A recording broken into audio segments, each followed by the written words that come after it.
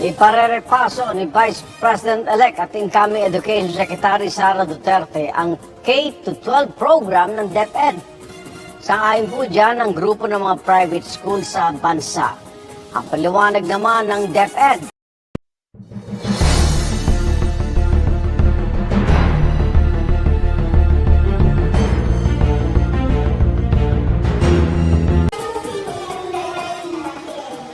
Ilang linggo nang balik classroom si Teacher Cristina Abregana sa isang public school sa Quezon City.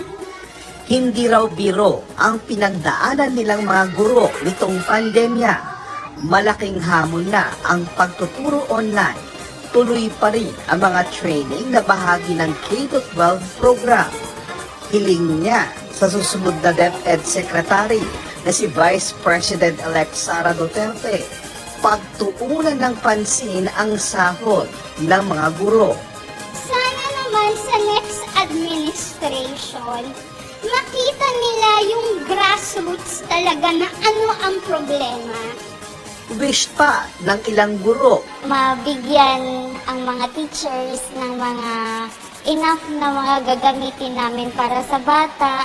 Sabi ni Vice President-elect Duterte, rerepasuhin niya ang K-12 program ng DepEd. Kahapon, sinabi naman ni President-elect Bongbong Marcos na dapat pagtuunan ng pansin ang kakayanan ng mga guro na maituro ang mga subjects ng English, Math, at Science. We have to do a lot to recover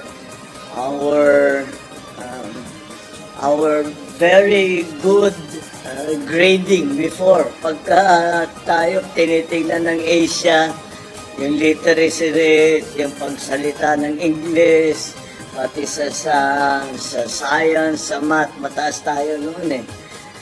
Kailangan natin balikan yan.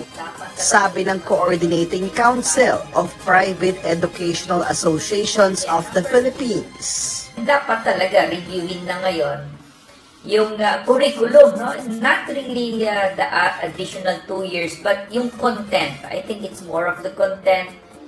Ayon sa Bureau of Curriculum Development, may ginawa na itong review sa programa. Congested ang daming competencies na nakalagay at hindi naman nako-cover ng ating mga kasamang guro. Kaya yung updated curriculum natin, gusto natin talagang marunong magbasa, maayos yung numerical skills at mayroong socio-emotional skills din ang mga bata.